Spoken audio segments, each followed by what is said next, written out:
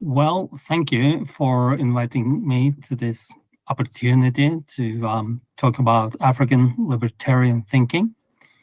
I will try to show how, from the earliest times, African thinking has been revolutionary and heterodoxal. So you might see here this map, and you might wonder, what is this map? And when was it made? You might have a guess that it's, of course, Africa.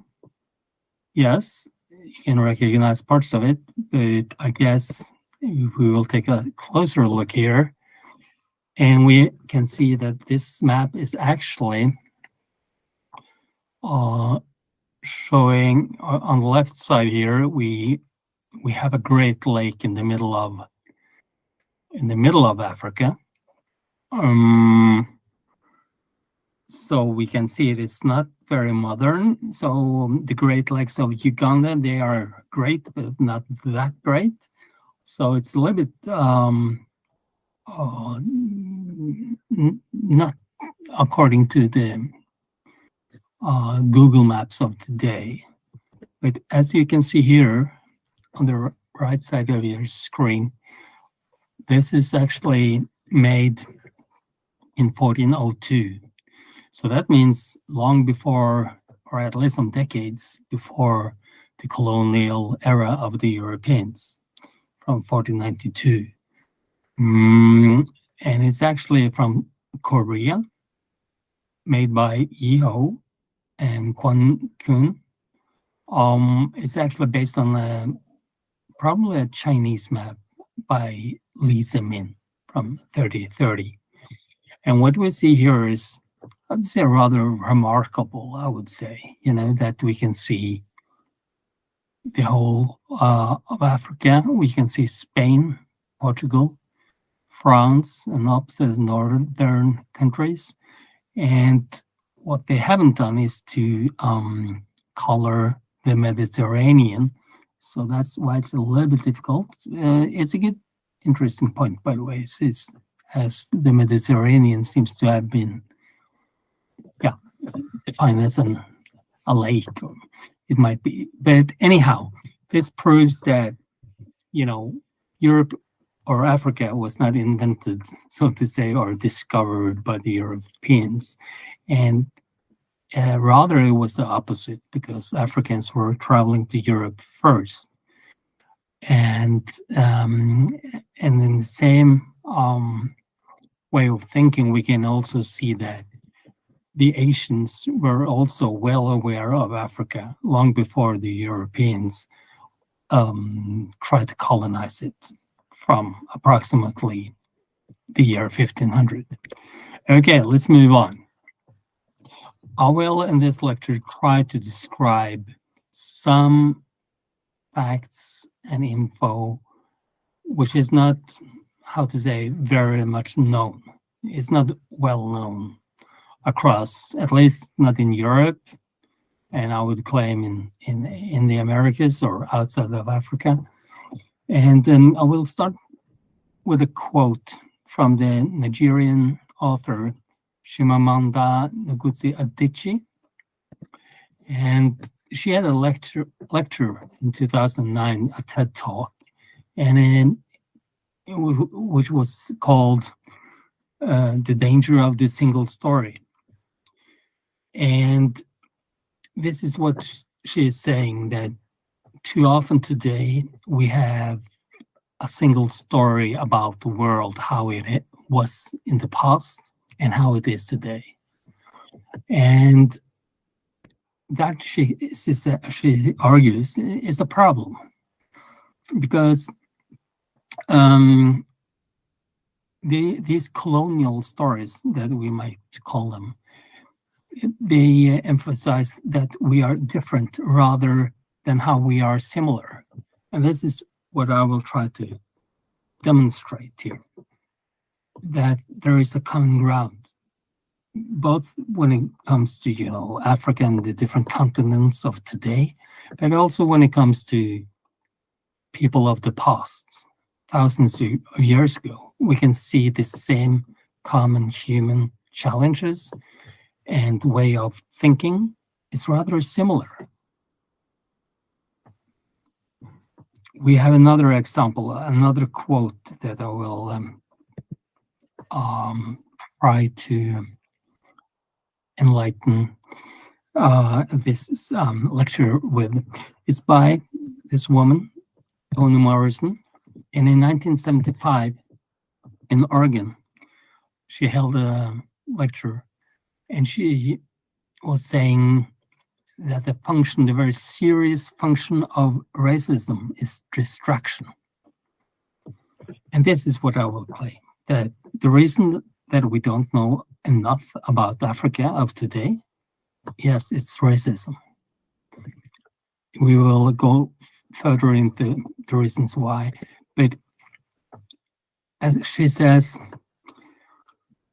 somebody says your head isn't shaped properly, so you have scientists working on the fact that it is. Somebody says you have no art, so you have to dredge that up. Somebody says you have no kingdoms, so you dredge that up. None of this is necessary. There will always be one more thing. And this is exactly it, because especially Africa has been, a victim of this colonial mentality. They are saying Africa has no history, they have no writing. But as Morrison pointed out, there will always be one more thing. So instead of trying to argue too much against racism, I would rather prove that it is wrong. What we have today when it comes to the general colonial presentation of Africa. Okay, let's move on. I have some books that I will try to highlight. And these books, there will be some more, are all challenging what I call the colonial canon or the majority report. This one book here on Kant, Race and Racism is actually not published yet, but still it's rather controversial. So it's written by Huaping Lu Adler, who is a associate professor at Georgetown University in US. And she proves that, or demonstrate how Kant basically had a rather racist view about and how this way of thinking or an arguing is of today. Well, it's a heritage from Kant, and one might add also David Hume in England in the 1750s. Another book I would like to recommend is this one, Malin Newitt, is a professor in the US about the Portuguese in West Africa from 1415. It's rather interesting. It demonstrates how to say the Portuguese and the Africans looked a little bit different upon each other compared to what we do today, author Immanuel Kant. But another book that I would also recommend, and I guess it's on the reading list by Bruno, that's Ngugi wa Thiong'o and Decolonizing the Mind from 1986. Decolonizing Mythologies by Linda Tuivasa Smith. She has Maori background and she lives in New Zealand. That book is from 1999. So that's how we can, she describes how we can decolonize the narratives of today in order to get a more balanced and fact-based narrative. because the colonial narratives are not balanced. They are often distorted and not based on a true or balanced or in-depth reading of the past. This next book is by Ruha Benjamin. She is professor at Chicago University, and this book demonstrates how this racial thinking of the past is actually also something of a problem for the present day and also for the future, because this will not necessarily go away with artificial intelligence. So there is a huge work to be done. We have to be aware. The British Museums, written by the UK Oxford Pitt's University professor Dan Hicks, was published a couple of years ago, and it demonstrates how the Benin Barances were taken by the British in the 1890s. They were stolen, looted, and spread around museums around the world. And these Benin bronzes are some of the greatest artworks in the world from the 13th, 14th, and 15th century. African Europeans, written by the first UK professor by a female with African European background, Olivette Otella.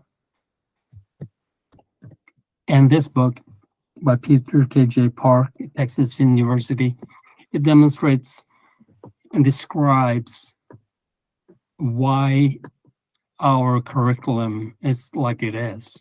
And yes, he goes back to Kant and David Hume and the other ones, and how he describes how in the late 18th century, everybody but white men in Europe were actually written out of history, so that means also women were written out of this Kantian Hegelian version of history, and everybody but white European men were actually included. So this is a choice, and if we don't do anything about this way of thinking, it won't change.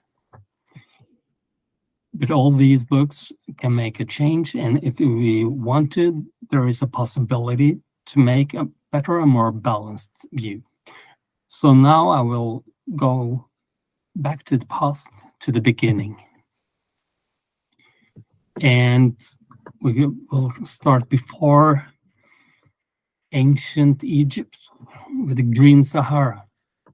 Because before the kingdoms and the old kingdoms of Egypt, Sahara was a green jungle, so to say. There were great lakes like Lake Chad, which you can see here. But what happened was that there was, climate change, and it was turned into desert, and people had to move eastwards, and many emigrated up to the Nile. And recent research that has demonstrated how these migrations created what we know today as Egypt, or Kemet, which was the name they gave their own land. So Egypt is a Greek name. I think it's important to recognize that Kemet, or Egypt, is an African civilization, because for the last 200 years, Europeans have claimed that it was not African. But as you can see here, there were African scribes and children reading books and writing books. And what is not very commonly known is that they were writing in what we call hieratic, which is a cursive script. So that means that it was not hieroglyphs that these kids were being taught.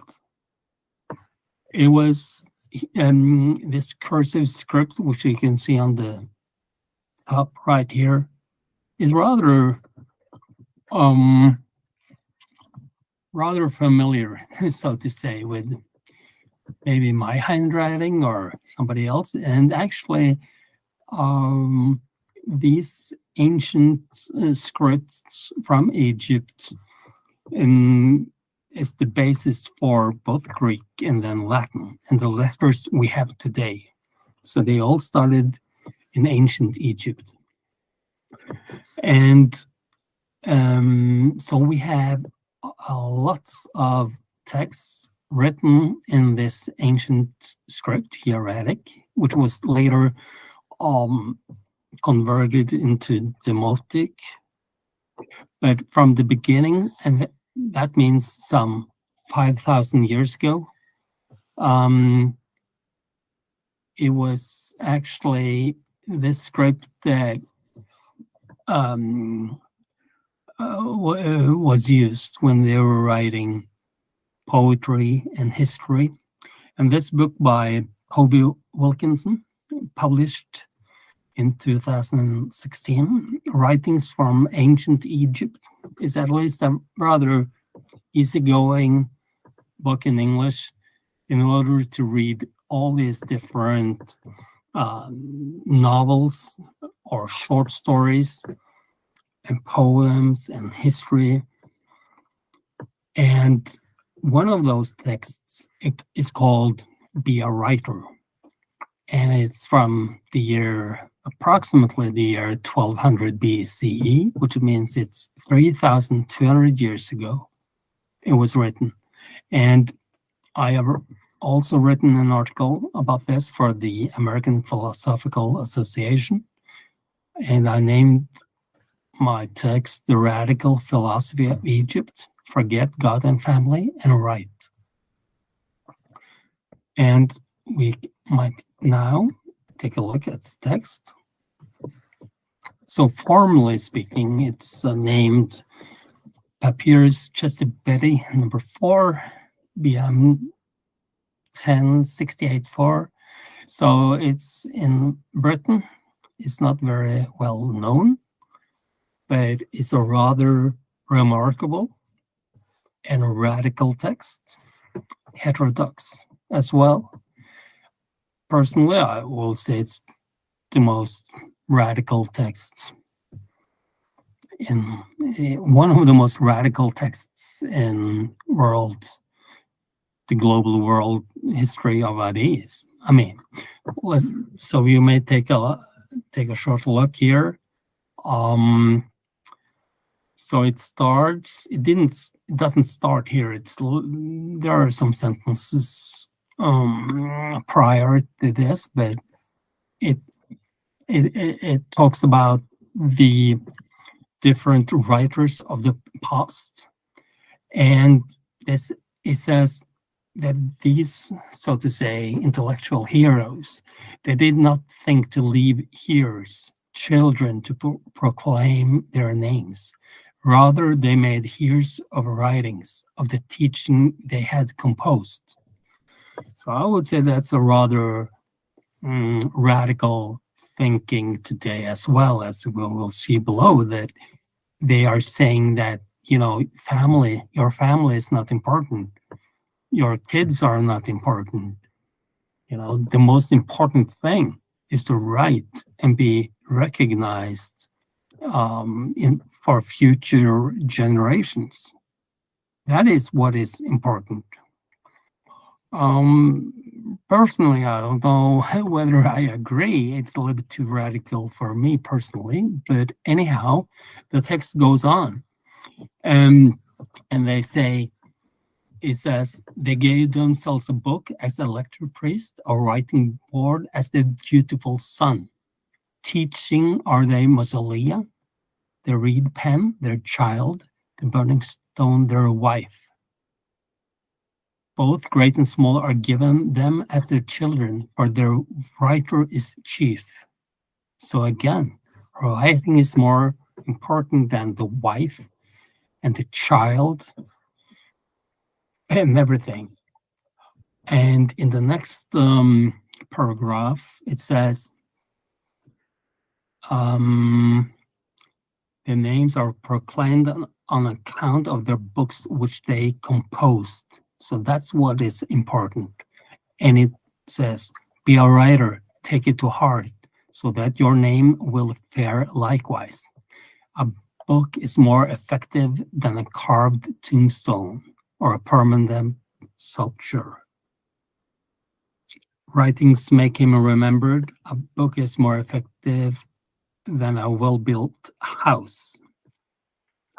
And below you can see all the names of famous ancient writers of Egypt, like Hotep or Imhotep, Neferti, Kheti, and the other ones are not that famous, but Hotep is, and Khayarsu.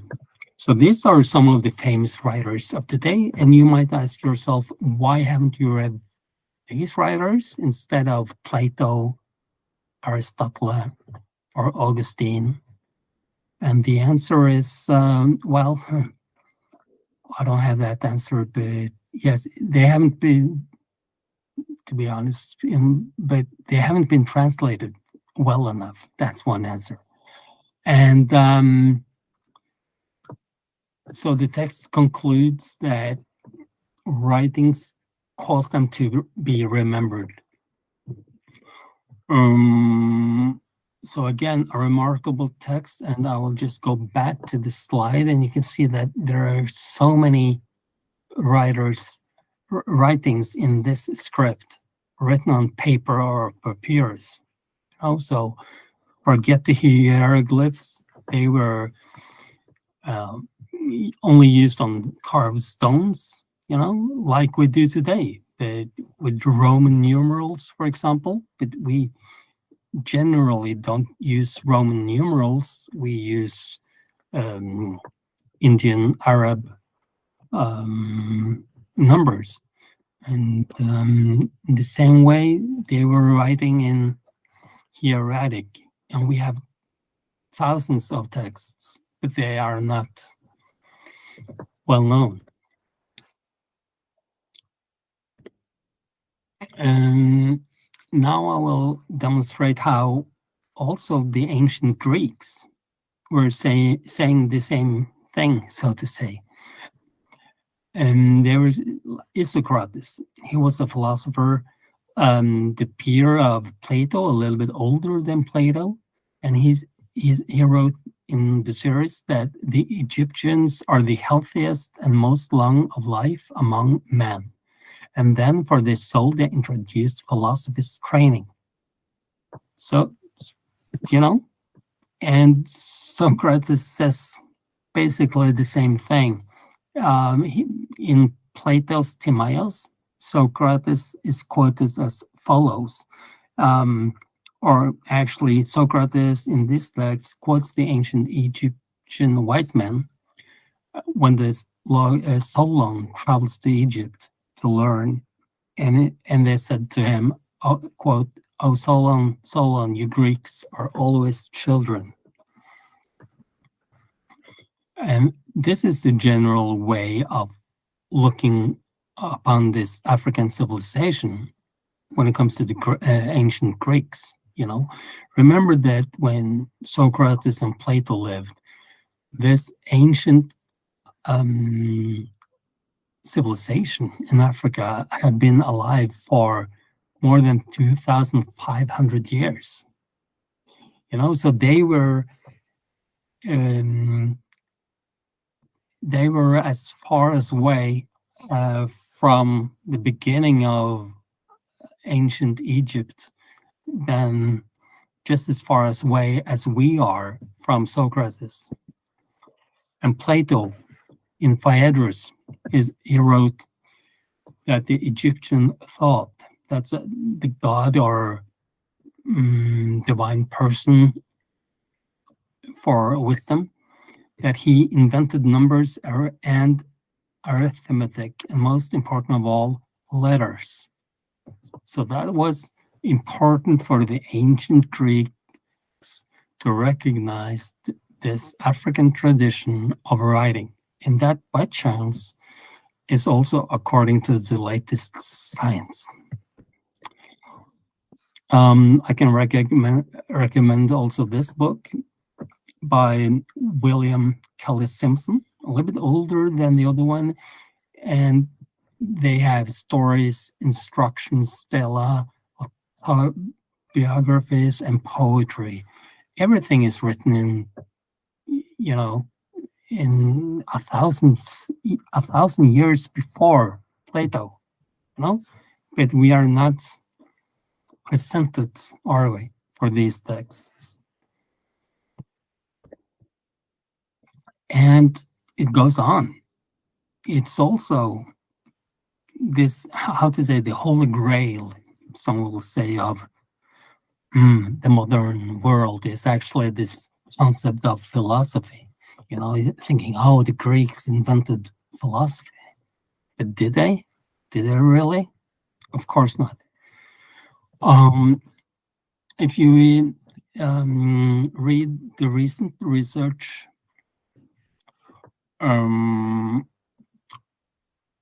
by the translators of the Book of Thoth, which means the book of wisdom, if you might say so. The translators point out that one of the main figures is Mera, and approximately, my pronunciation is not perfect neither when it comes to this ancient language of Egypt, but it means the one who loves knowledge, or he who wishes to learn. And what does philosophy mean? The same thing. It means philosophy, to love knowledge.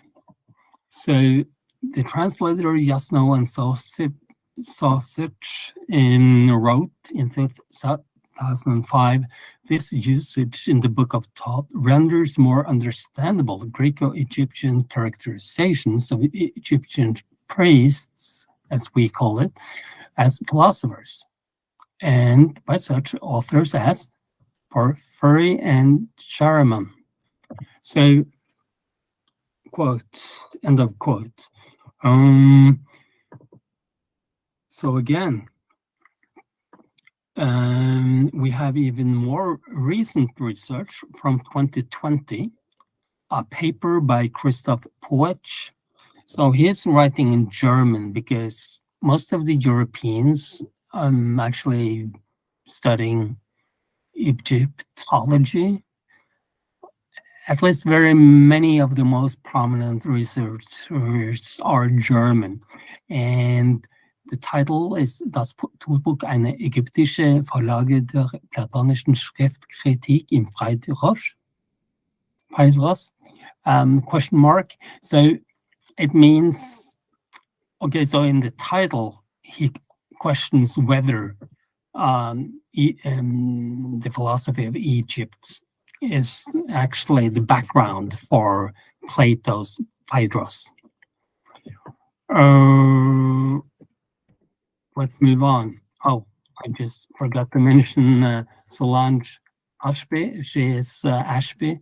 So she's writing and working on Nubia as well. It's very important, this connection with Nubia, south of present-day Egypt. This connection, the 25th dynasty, for example. So these were Africans. So there is a strong connection when it comes to Nubia and Egypt. And again, it's an African civilization. It's not European. Greek civilization, rather, was it European? No, not really. It was not European.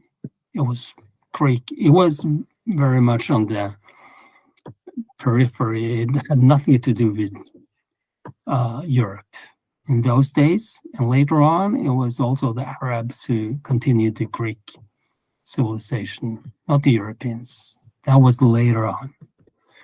Okay, and talking about the Arabs or the Muslim cultures, and this is a map made in 1375. It's called the Catalan Atlas. So it was made by Craig Abraham at Mallorca. And what we can see here in the center of the map is it's actually a part of a wider world map, but of all people in the world, in this map, in the Catalan Atlas, it was Mansa Musa. So he became very famous because he went on a trip to Hajj, or he went on Hajj to Mecca in 1324, and Al-Umari wrote down his story or his talk given in Cairo in Egypt. And so he was well known as so rich that he could buy anything. So when he went to Cairo, he brought so much gold that the economy in the Mediterranean Ocean was influenced for years to come. So 5 years ago, by chance, the Money magazine, they had presentations of the richest people in world history. And who was number one? Mansa Musa. So he's the richest person in the world. So he was richer than Caesar and Rockefeller and all names that you know, because he controlled more than 50% of all the gold mines in the world. And those gold mines were south of Mali, so south of Timbuktu in Burkina Faso. One interesting detail, by the way, is these ships that you can see on the left side, because Al-Umari wrote down that Mansa Musa was talking about his older brother going across the ocean with ships, and he went back and forth. You can see here the Canary Islands. They are also described in this map. And well, it's I will not go into that presentations, how far those ships were going, but that's how at least Mansa Musa explained how he got the power in Timbuktu, because his older brother went abroad. And talking about knowledge, we have the Sankura Madrasa, or school, in Timbuktu. Thousands of students were going there in the 1300s. One of those philosophers or thinker from the old days were Ahmed Baba. In his texts, he wrote against racial slavery.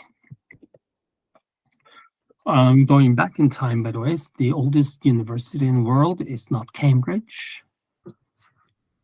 It's rather the Al-Qarawin Madrasa, founded by a woman in 1859, Fatima Al-Firi.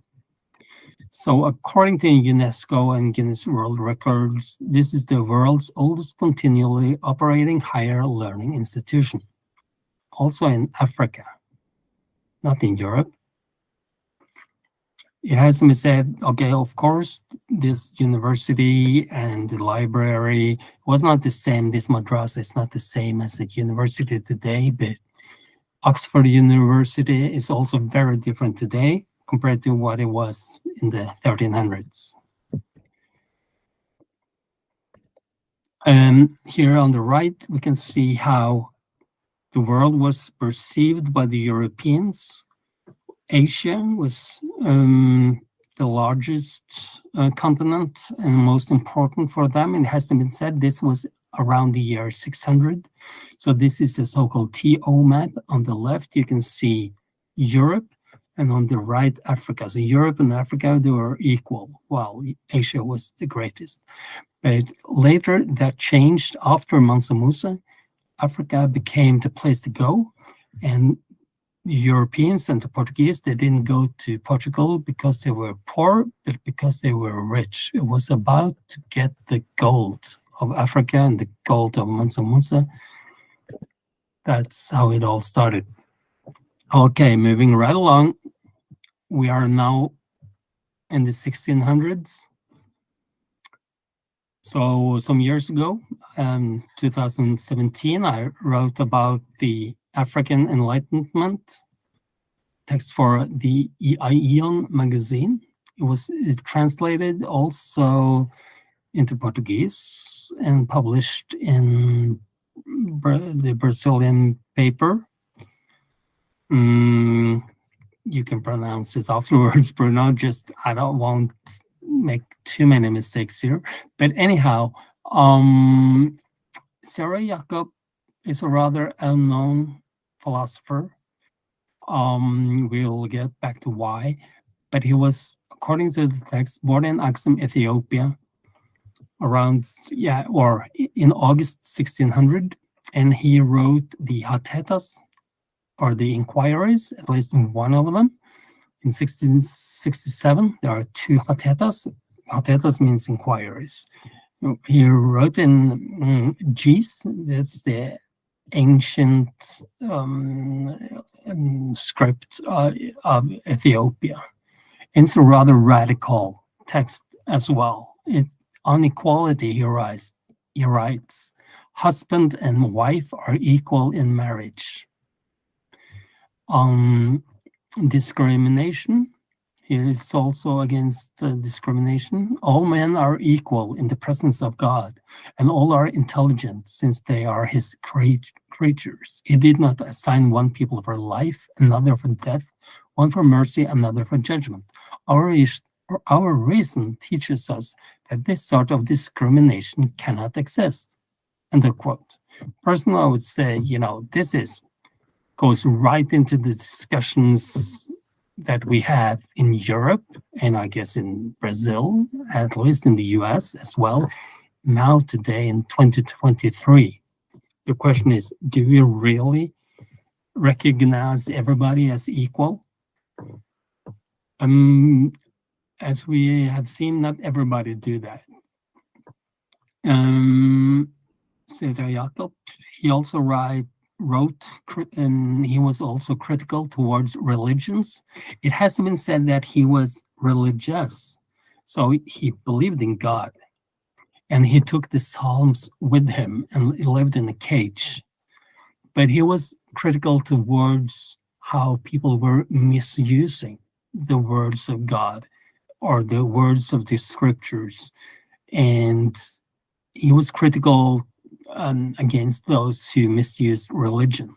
And he says, and he wrote, quote, indeed, each one says, my faith is right, and those who believe in another faith believes in falsehood and are the enemies of God. As my own faith appears true to me, so does another one. And so does another one find his own faith true. The truth is one. End of quote. So personally, I would advise everybody to read this text. The problem is that it's not available, at least not yet. But hopefully it will be. So this cover is actually it's not published yet. So please keep it off record. I have contributed a little bit, but Rolf Lee and Mihari Orku, Wendy Laura Belcher, and Jeremy Brown, they have translated and edited these two texts by Søren Jakob and Walter Hayward. Walter Hayward was the student of Sara Jakob. It has been said, by the way, that these texts have not been translated for the last 120 years, at least not in outside of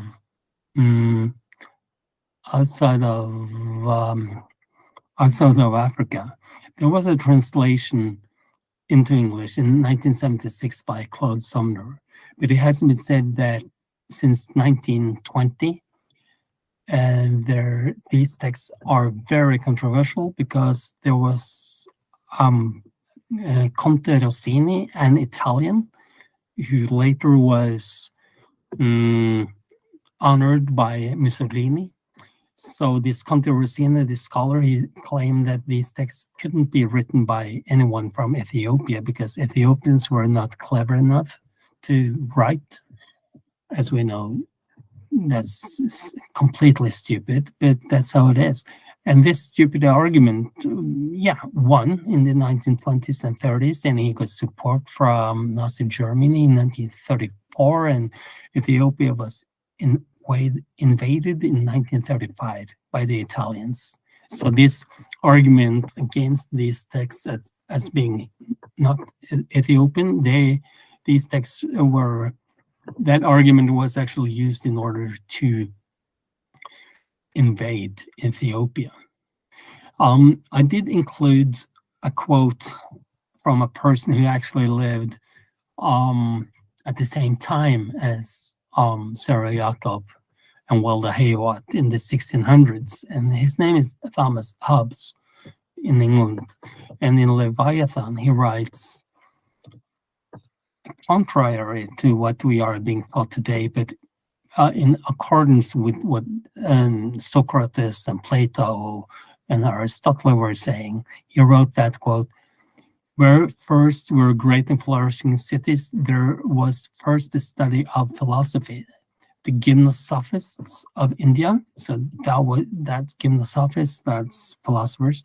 The Magi of Persia, and the priests of Chaldea. Chaldea is in Iraq, approximately, and Egypt are counted the most ancient philosophers, right? So again, we see Thomas Hobbes, he writes that philosophy was not rising to the Greeks and other people of the West until far later, you know? So that was the common view.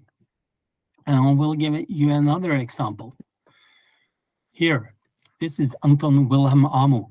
So he was born in Axim in Ghana, and he died in Axim, Ghana, or close to it. It has been said he was kidnapped and brought to what we today call Germany, and Wittenberg and Halle. And as a child, and he grew up, but he got a great education, and he was teaching philosophy at the universities in Germany, like in Jena, Halle, and Wittenberg, the best universities, and he was teaching philosophy.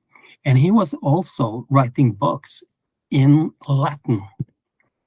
And you can see that book by Anton Wilhelm Amo it was not translated into English outside of East Germany until the year 2020. So it was published at Oxford University Press, translated by Stephen Mann and Justin E.H. Smith. And Johann Kraus was the teacher of Amo in Germany, and he was a rector at Wittenberg University. And he has a great quote in this book as well. It's published. And he greets Amo, and just to prove how differently they looked upon the world in those days, in the 1730s, before this new colonial thinking and racist thinking was being presented more and more from the 1750s and onwards. So Krauss writes, Africa in the past had great honor, whether with regard to its fertility and human natural aptitude, devotion to letters, or religious teaching. For it brought forth a great many very eminent men by and devotion divine as much as human wisdom has been taught. And he names examples like Terence of Carthage, Augustine, and others who are defined as African from his perspective, and they were African, and Augustine himself defined himself as African in contrast to the Pope and in Rome. So this quote goes on, and he writes, when the Moors, that means the Africans, crossed from Africa into Spain, the ancient in 711, that is, the ancient writers whom they brought over with them gave much assistance to the cultivation of letters, which was then beginning to emerge from darkness. Thus, from such ancient times, letters have owned a debt to Africa. So here we see a debt to Africa, right? So knowledge and letters, they were imported from Africa into Europe. And this was Andalusia and the great civilization under the African and Muslim Moors. And Timbuktu, and the knowledge from Timbuktu was spread, to Spain and Portugal and Europe. And at the bottom here, we can see in contrast what Kant wrote in 1775. I will not translate it, but you can read it. And this goes on and on, this way of Kant. Anyhow, let's move on to the first women of philosophy. That's in text I wrote as well. For Ian, I wrote about Juana of Mexico, but another one was Nana Asma'u. So she's from the Sokoto Caliphate in today's northern Nigeria. Born in 1793, and you can see a couple of books here, and there's a quote. So she was a fierce warrior. She was she had power. She fought against men. She was very important when it comes to the power struggle. The power struggles of the Sokoto Caliphate.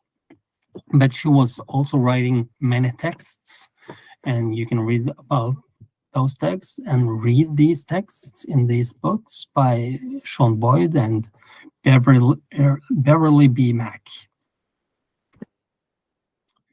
And that was the end.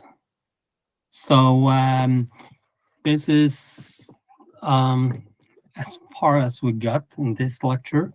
I ended up with this picture from South Africa on April 9, 2015, 8 years ago. So they were removing the Cecil Rhodes statue. Cecil. It's without an E in the first name, but anyhow. So it's from Cape Town University. And after 1 month of demonstrations, the statue of Rhodes was removed, because on March 9 they started to protest, why should this white colonizer have a statue in the middle of our university?